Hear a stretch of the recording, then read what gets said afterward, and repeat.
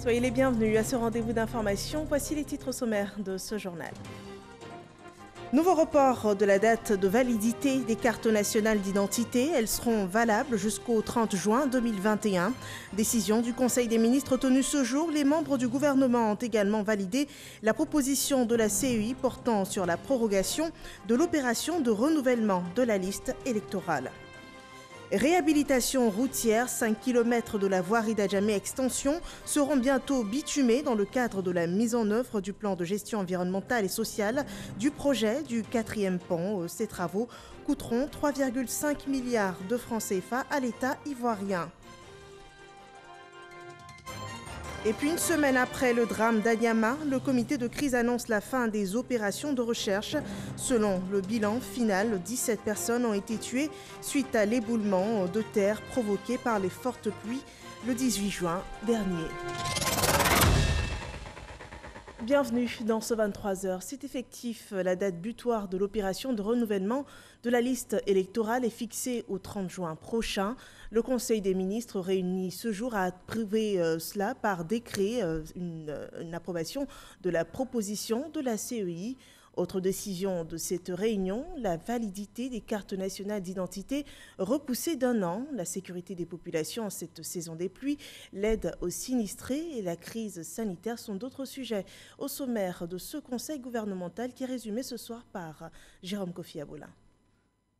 Réunion hebdomadaire, le Conseil des ministres présidé par le chef de l'État, le président Alassane Ouattara, ce mercredi, comme d'ordinaire, a pris ses quartiers au palais présidentiel. Et pour rester conforme à sa vocation qui consiste à apporter des solutions aux différentes préoccupations, la réunion a inscrit à son ordre du jour des dispositions de nature à faire face à des situations du moment. Ainsi, il a été décidé de la prorogation de la période de révision de la liste électorale jusqu'au 30 juin prochain. La période définie pour l'opération de révision de la liste électorale court du 10 au 24 juin 2020.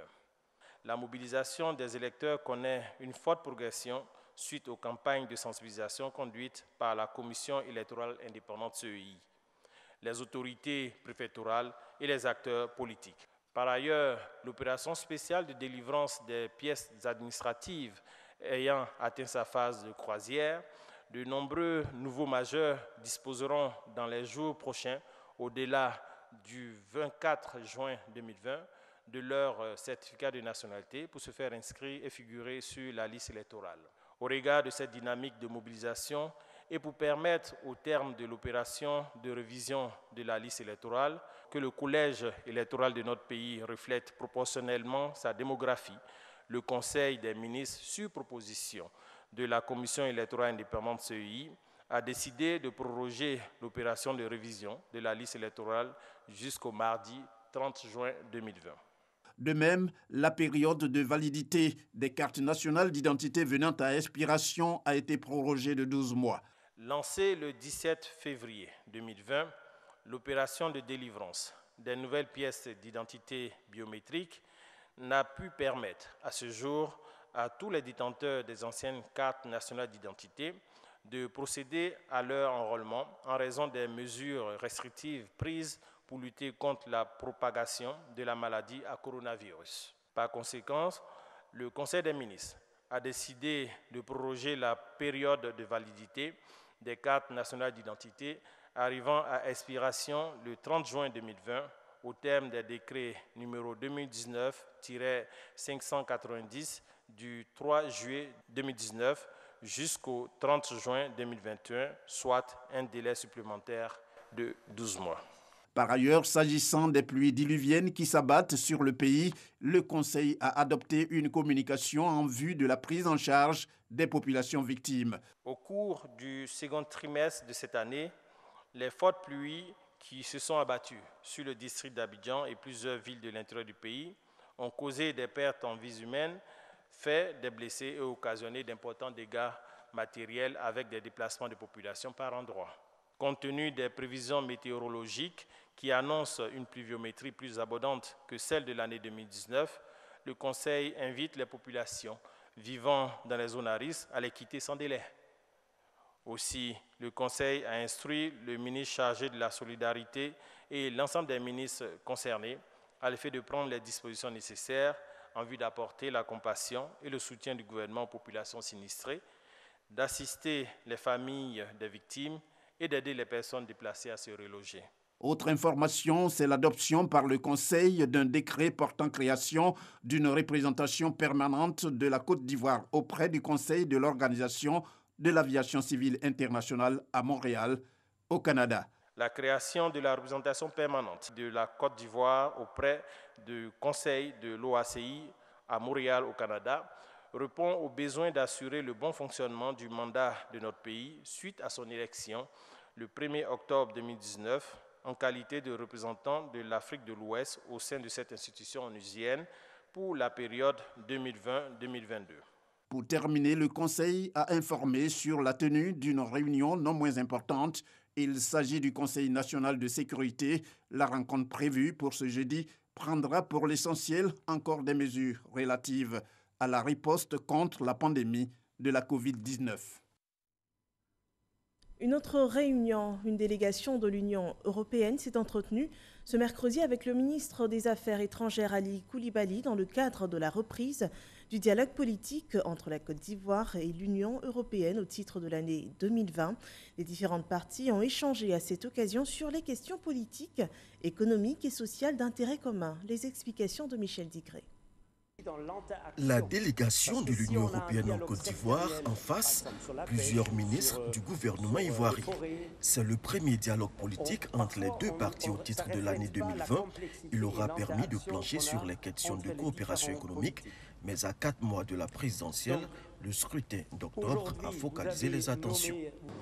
Et pourquoi les élections? Parce que c'est un moment important pour la Côte d'Ivoire et donc la réussite des élections conditionnera aussi l'amplification, bien sûr, des investissements européens et des échanges commerciaux.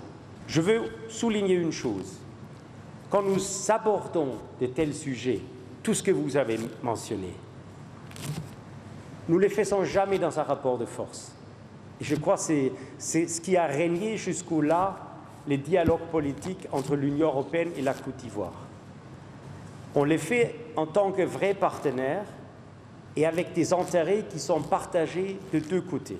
Après avoir salué les initiatives de l'Union européenne en faveur de l'amélioration des conditions de vie des populations ivoiriennes, surtout en cette période de crise sanitaire, le ministre des Affaires étrangères, Ali Koulibaly, a tenu à rassurer le chef de la délégation de l'Union européenne sur la crédibilité de la présidentielle d'octobre.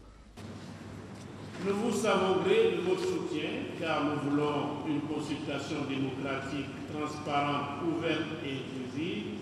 Aucun Ivoirien remplissant les conditions constitutionnelles et désirant concourir ne sera laissé en rade. C'est une assurance constante du président Alassane Ouattara qui dit ce qu'il fait et qui fait ce qu'il dit. Cette assurance du chef de l'État s'explique par le travail abattu au cours de la dernière décennie et unanimement salué par la communauté internationale. Comme résultat, les fondamentaux politiques, économiques et sociaux sont désormais solides. Ils permettront l'expression libre de la démocratie. Nous restons persuadés que personne n'a intérêt à casser une machine qui marche bien et chacun veut bien saisir les opportunités de la croissance. Les deux parties ont insisté sur la nécessité de maintenir le dialogue pour relever tous les défis socio-économiques, mais surtout sécuritaires, face aux menaces terroristes dans la sous-région. Nous parlons de développement. À présent, la voirie du village Adjamé Extension, située dans la commune de Cocody, aura bientôt fière allure grâce à un financement de l'État de Côte d'Ivoire s'élevant à 3,5 milliards de francs CFA. Cette voie, longue de 5 km, sera entièrement bitumée. Les travaux ont été lancés ce jour et devront s'achever dans 6 mois. Des précisions avec Walter Amadou Ouattara. En cette saison de pluie, accéder à certains quartiers à Abidjan, un casse-tête chinois. C'est le cas ici du village Adjamé Extension aux 2 plateaux dans la commune de Cocody. Riverains et automobilistes ont quasiment en commun les mêmes souffrances. Bon, quand on passe avec les voitures, ça gâte les routes de la voiture. Bon, la route n'est pas trop ça. Les clients se plaignent parce qu'il y a trop de creux. Ça fait que les promotions, tout ça là, la boue là, voilà, ça nous fatigue. On arrive à rentrer les clients, mais souvent, nous-mêmes on refuse parce que la route n'est pas bonne. Dans 6 mois, cette situation sera un vieux souvenir. Ce secteur bénéficiera de 4,6 km de routes linéaires bitumées et de 0,4 km de routes réhabilitées. Une nouvelle qui réjouit la chefferie traditionnelle du village Adjamé Extension. C'est ici le lieu de vous exprimer notre gratitude et notre profonde reconnaissance pour la promesse tenue. Ce qui du reste nous rassure, Monsieur le ministre, quant à la réalisation des futurs projets prévus par le gouvernement dans le cadre de réaménagement qui permettront à l'ancien village d'être rénové et entièrement viabilisé. Coût des travaux, 3,5 milliards de francs CFA entièrement financés par l'État de Côte d'Ivoire. Ces travaux permettront d'améliorer considérablement les conditions de vie des populations de cette cité par le désenclavement du quartier dont l'accès à ce jour reste encore difficile. Faciliteront l'accès des populations aux infrastructures socio-économiques de base situées dans les environs et contribueront grandement à la lutte contre l'insécurité. Comme vous pouvez chaque jour le constater, le président de la République, son Excellence Alassane Ouattara, a toujours œuvré pour un développement inclusif qui fait du bien-être de ses concitoyens une priorité. Le lancement des travaux d'aménagement et de bitumage de la voirie du village Adjamé Extension a été effectué par le ministre de l'Équipement et de l'Entretien routier, Amédée Kofi Kouakou. Et puis hors d'Abidjan, à Fresco, on a fait le point de l'évolution des travaux, les travaux de bitumage des voies de 5 km et d'extension du réseau électrique sont à 60% de réalisation. C'est le constat du ministre Philippe Legré que rapporte notre correspondant dans la région, Sam Conan. Des machines posant des caniveaux pour le bitumage des voies, des poteaux électriques qui poussent un peu partout dans la ville. Voici un aperçu de la réalisation des promesses tenues aux populations par le Premier ministre Amadou Gon Coulibaly lors de sa visite du travail à Fresco en février dernier, à la grande joie du chef du village de Fresco. Le peuple gaudier de Fresco n'est pas ingrat. La population voit ce qui se passe. C'est un pur bonheur pour moi en tant que chef de village de voir tous ces projets-là se réaliser pratiquement en l'espace de 4-5 ans. Et je pense que si dans le monde toutes les politiques devaient tendre vers le développement, on n'en serait que plus heureux. Le ministre Philippe Legré, président du conseil régional, est allé se faire une idée de l'état d'avancement de ces travaux lancés par le Premier ministre Amadou Gon Coulibaly à Fresco. Selon les techniciens, les travaux avancent bien, malgré la pandémie de la Covid-19 et les pluies diluviennes, ce qui rassure le ministre Philippe Legré. Le Premier ministre Amadou Gon Coulibaly a promis et il réalise. Voici, nous sommes sur un chantier. Vous voyez les poteaux électriques. Ça n'existait pas.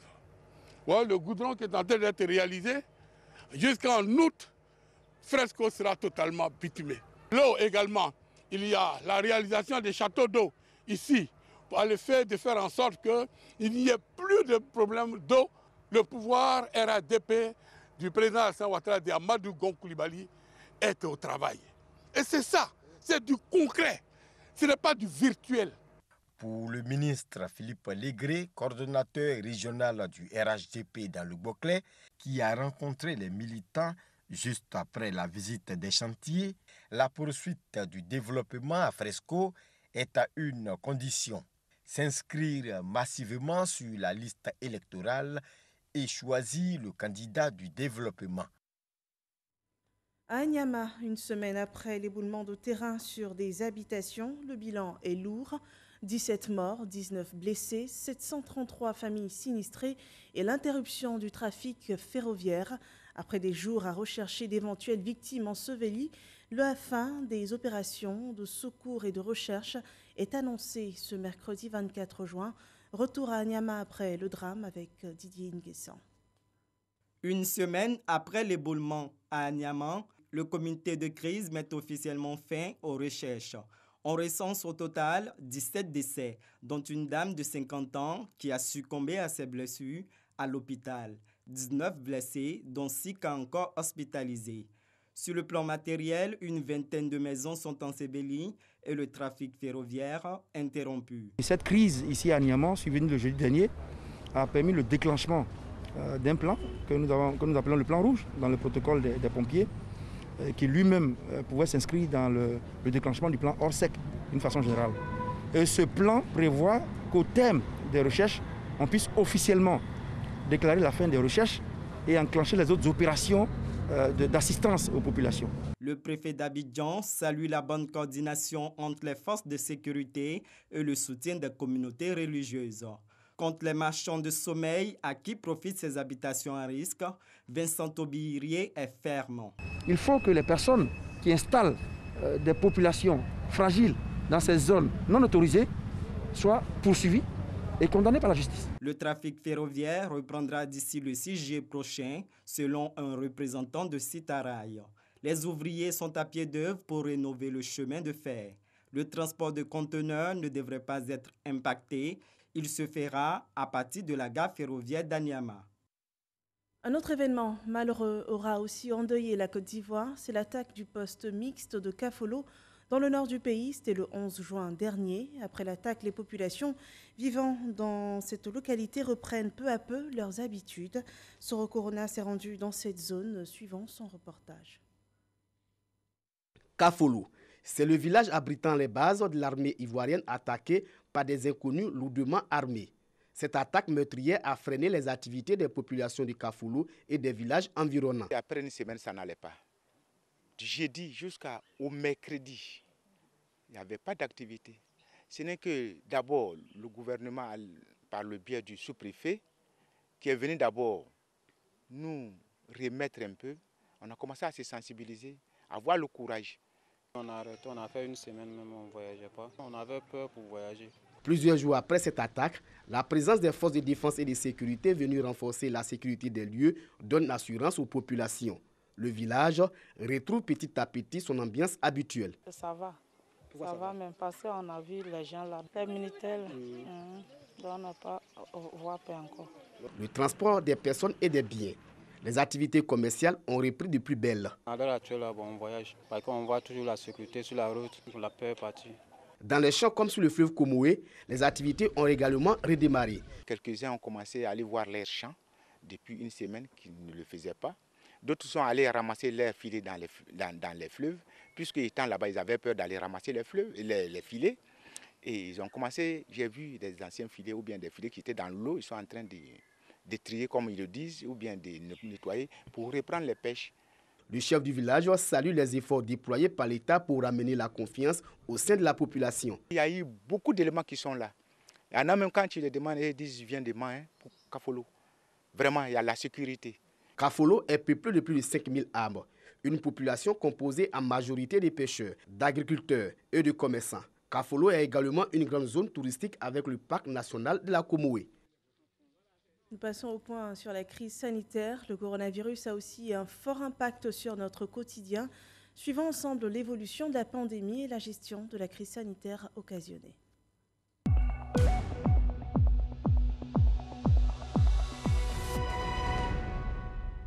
Le ministère de la Santé et de l'Hygiène publique communiquait il y a quelques heures le nouveau bilan de la pandémie de coronavirus en Côte d'Ivoire.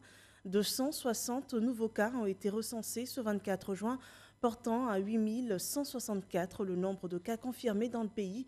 Écoutons la déclaration du ministère lue par le directeur général de la Santé publique. Le ministère de la Santé et de l'Hygiène publique a enregistré ce jour, mercredi 24 juin 2020, 260 nouveaux cas de Covid-19 sur 1041 échantillons prélevés, soit 25% de cas positifs, 237 guéris et 0 décès.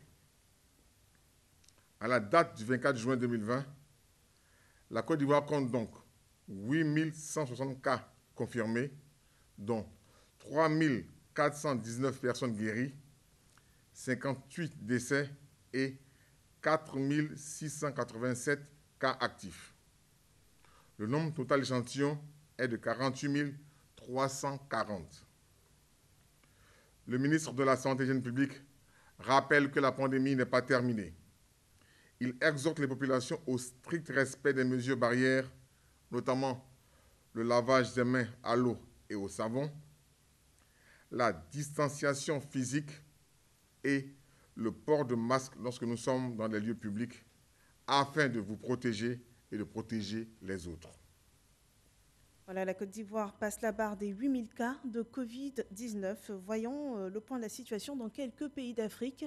Au Ghana sont enregistrés 15 013 cas confirmés, 95 décès. Au Mali, 2001 cas confirmés, 112 décès. Au Maroc, 10 907 cas confirmés, 216 décès. En Mauritanie, 3 519 cas confirmés, 116 décès. En République démocratique du Congo, 6 213 cas confirmés, 192 décès. Au total dans le monde sont enregistrés 9 441 826 cas confirmés, 5 105 238 personnes guéries et 482 088 décès des suites de la Covid-19. En Côte d'Ivoire, le point de la gestion quotidienne de la pandémie de coronavirus est fait à l'occasion du point presse du gouvernement, suivant le résumé de la session du jour avec Grace Kando. 96% des cas dépistés de Covid-19 sont issus du Grand Abidjan, épicentre de la pandémie en Côte d'Ivoire, depuis la notification du premier cas le 11 mars dernier. L'intérieur du pays est faiblement impacté avec 4% des cas. La vigilance doit être accrue dans cette partie du pays pour maintenir les acquis, mais aussi pour nous conforter dans l'idée que le cours de la vie peut se poursuivre avec un minimum de précautions. Il s'agit de l'adoption sans réserve des mesures sécuritaires et sanitaires en vigueur, en particulier les mesures barrières. Au 93e jour du point presse du gouvernement, Dr Edith Kwasi dresse le bilan du plan de riposte sanitaire sur la réception et la distribution de masques. À la date du 22 juin 2020, au moins 80% ont été livrés et les autres en cours de livraison. Il s'agit en priorité des agents de santé et des forces de défense et de sécurité, puis des cibles vulnérables ou à risque de propager la Covid-19 si elles sont contaminées. À ce jour, sur les 200 millions de masques commandés, au moins 111 millions ont été réceptionnés. Des dispositions pour freiner la propagation de la Covid-19 et les mesures d'isolement du Grand Abidjan et les frontières en font partie. Les nombreuses velléités de contournement frauduleux de nos différents postes de sortie et d'accès du Grand Abidjan et de toutes nos frontières, évocatrices d'indiscipline, voire d'incivisme, impactent négativement le cours de cette guerre nationale lâche que nous mène ce virus depuis le mois de mars. Le ministère de la Santé et de l'Hygiène publique encourage les populations à fréquenter à nouveau les établissements publics ou privés pour la prise en charge de toute autre maladie. Cette crise sanitaire aura favorisé de forts actes de solidarité. On a pu le remarquer. La communauté chinoise de Côte d'Ivoire, solidaire des Ivoiriens, a fait don de kits sanitaires à la Direction générale des impôts. Ces kits sont composés de masques de protection, de savon et de gel hydroalcoolique. La cérémonie de remise de dons a été suivie par Grace Kando, suivant son compte-rendu. La coopération sino-ivoirienne se renforce. L'Association des ressortissants chinois en Côte d'Ivoire fait don de 20 000 masques chirurgicaux, 2 cartons de gel et 1 carton de savon à la Direction générale des impôts. Valeur du don, 20 millions de francs CFA. Ces dons de l'Association des ressortissants chinois veut contribuer à l'éducation des facteurs de risque de transmission de la Covid-19 et s'exprime dans un élan de la solidarité et de fraternité entre le peuple ivoirien et le chinois. Un don salué à sa juste valeur par la Direction générale des impôts. L'émotion m'étreint parce que les besoins en la matière sont énormes pour protéger et prémunir nos collègues, nos collaborateurs contre cette pandémie. Dans le cadre de la lutte contre la Covid-19, l'Association des ressortissants chinois en Côte d'Ivoire a déjà assisté plusieurs associations, ONG et écoles. Cette pandémie aura mis à genoux un secteur d'activité, le tourisme. Alors qu'on n'est pas encore au bout du tunnel, les acteurs de l'industrie touristique de la région des Grands Ponts reçoivent l'appui de l'agence Côte d'Ivoire PME à Boussanogo. La crise sanitaire due au nouveau coronavirus impacte fortement l'industrie touristique. La cité balnéaire de Jacquesville n'est pas épargnée par les effets de cette crise. Dans le complexe, on a un restaurant, on a dû fermer le restaurant. On a aussi mis au chômage le personnel. En toute honnêteté, ça pèse sur les finances. Par rapport aux 2 mois qui se sont écoulés, les factures qui sont arrivées, les charges fixes et tout ça, nous attendons vraiment une aide de l'État afin que l'État essaie de se pencher vraiment sur notre situation. Un cri de cœur entendu par l'État de Côte d'Ivoire. Dans le cadre de la lutte contre la Covid-19, un fonds a été mis en place pour soutenir les petites et moyennes entreprises. La bonne information est donnée ici aux acteurs de la région des Grands Ponts par les responsables du ministère du Tourisme et de l'agence Côte d'Ivoire PME. L'agence explique aujourd'hui aux acteurs du secteur touristique les critères d'éligibilité, la liste des documents à fournir, ainsi que les différents guichets qui effectivement ont été mis en place dans le cadre de ce dispositif FSPME, qui permettra donc à tous ces acteurs du secteur touristique, en particulier de Jacquesville, de pouvoir accéder à ces fonds, de pouvoir relancer leur outil de production. Que gagne chaque entreprise? Comment peut-on bénéficier des fonds de l'État? À cette réunion organisée par l'agence Côte d'Ivoire PME, toutes les questions ont été passées en revue pour le bonheur des acteurs de l'industrie touristique. Au niveau de la Fédération nationale de l'industrie touristique de Côte d'Ivoire, nous avons bien accueilli la mise en place de ces différents fonds pour accompagner nos petites et moyennes entreprises, c'est-à-dire les micros, les petites et les moyennes entreprises. Rappelons-le, ce sont 150 milliards de francs CFA qui ont été décaissés par l'État pour soutenir les PME dans le cadre de la lutte contre la Covid-19. Dans la région du Lodjibois, revenant sur la composition à l'examen blanc, comptant pour le CEPE et l'entrée en 6e. Dans le département de Lakota, les candidats de l'école primaire publique de Koudou-Lilé étaient présents dans le strict respect des mesures barrières. Frédéric Gorébi. L'école primaire publique Koudou-Lilé Extension de Lakota accueille les écoliers du département pour le 2e examen blanc du CEP de l'entrée en 6e. Cette évaluation vient ainsi parachever l'année scolaire, longuement perturbée par la Covid-19. Cet examen voit la participation du candidat libre. Les différents candidats se disent confiants quant à l'issue de cet examen. J'ai décidé de composer pour obtenir au moins un CP dans la vie. À notre âge, on n'a pas pu gagner des diplômes. Pour pouvoir nous exprimer devant nos enfants demain. Je me sens bien, j'ai bien réfléchi parce que je pense que je suis prête pour les examens. Pour s'assurer du bon déroulement de ces épreuves, Abdoulaye Kouyaté, chef de cabinet du ministère de l'Éducation nationale, de l'enseignement technique et de la formation professionnelle, visite les centres de composition avant d'encourager élèves et enseignants. Pour lui, cette évaluation est l'aboutissement du travail abattu par tous les agents du ministère afin de sauver l'année scolaire. Cet examen nous satisfait à plus d'un titre parce que c'est l'aboutissement d'un travail colossal abattu en amont. Il fallait mettre les élèves au même niveau qu'ils devraient avoir en fin d'année parce que nous étions encore dans l'expectative.